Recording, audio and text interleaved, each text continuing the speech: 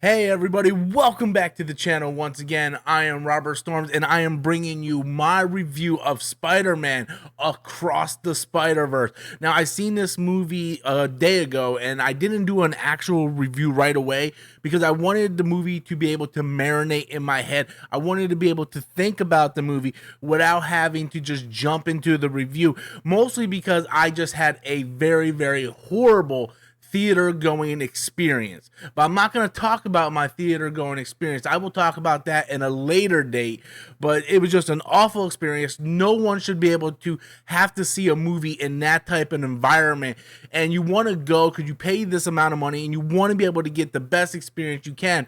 And unfortunately, there's just a lot of inconsiderate people that just doesn't care about other people when they go to see a movie. So just a really bad experience. I didn't want to have to do my review right after that horrible experience. I wanted to be able to sit with the movie fresh in my head overnight and just kind of analyze what I saw and be able to review the movie and not let my movie going experience taunt or rather, kind of like make my review more than like I didn't want it to overcome my review, right? I didn't want that experience to overcome my review. So with that said, let's get into my thoughts of Spider-Man Across the Spider-Verse. This is the sequel to Spider-Man Into the Spider-Verse, which is a Oscar-winning film, by the way, Best Animated Picture. And I will have to tell you, man, this movie, it's a lot. It's a lot to break down when it comes to this movie. And it starts off where it really kind of goes into Gwen Stacy's backstory.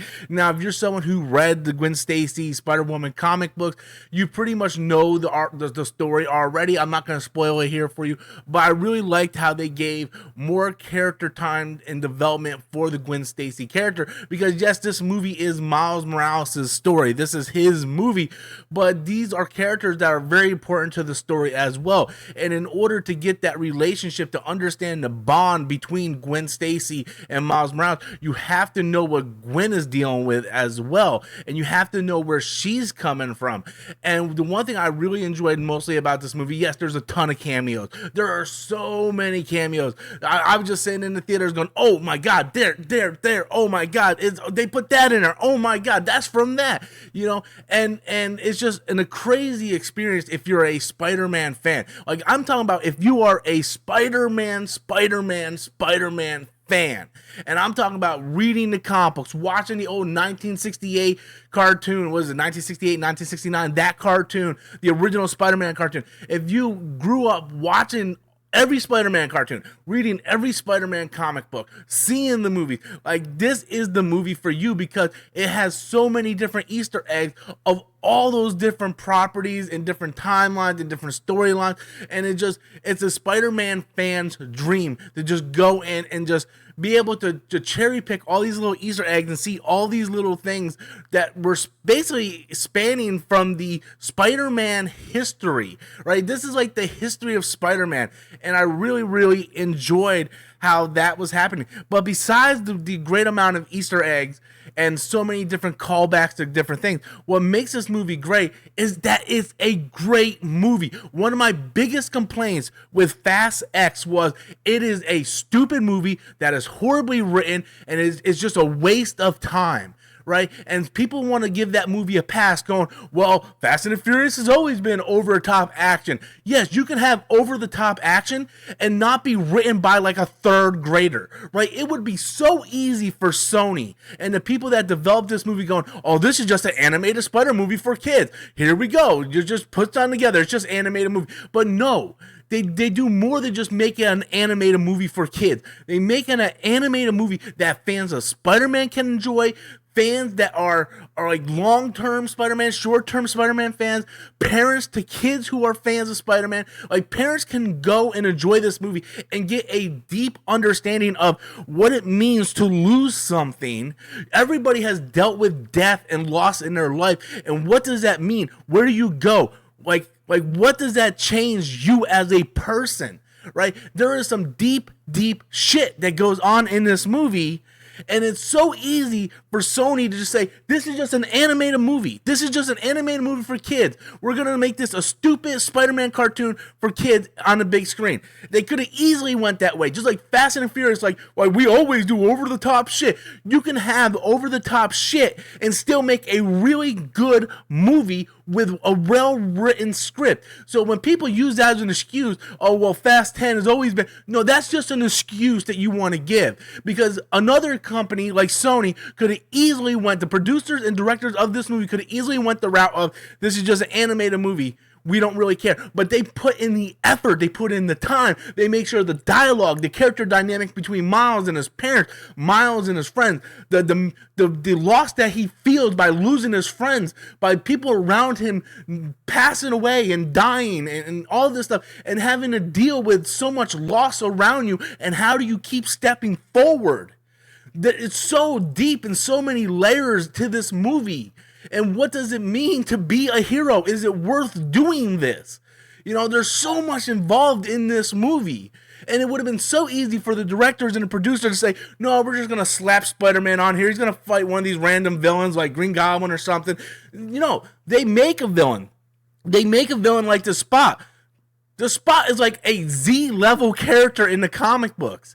But they take this villain and they give him a backstory that makes sense, and they actually make this character worth the crap and what it means to do in this storyline. So big kudos to the people involved in this movie, because they easily could have just went the route of another animated movie to make money for kids. But they said, no, we're going to make a movie that is true to Spider-Man fans, true to the Spider-Man lore, a movie that everybody can deal with, whether you're young, old, black, white, Hispanic, doesn't matter. Everybody has dealt with being alone and losing their loved ones and having to deal and overcome that. Everybody has dealt with that in their life. And we're going to make this movie and we're going to tell this story, right? They could have easily went the blockbuster route like so many other movies and animated films, but they didn't. And that's what I appreciate. It isn't about the Easter eggs, right? The Easter eggs are fun, like little, like, oh my God, yeah, hey, hello, it's Carlos Spider. That's not a spoiler. He's in the trailer. You know, they could easily did that. But that was the icing on the cake. It wasn't the cake. And this cake had so many. This wasn't a 2-layer cake or 3. This was like a 5-layer cake, each with different parts of it, meaning different things and what it means for these characters. And I just left this movie just thinking about it all night. Like, this movie is just, it's phenomenal. I don't know what else to say. It's absolutely phenomenal.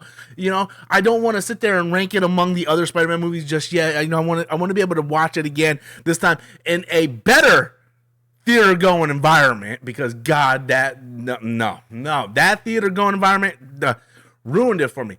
But I left this movie just, oh my God, I couldn't believe what I seen. And I can't believe what's going to happen next, because the movie is a part 1 of a part 2.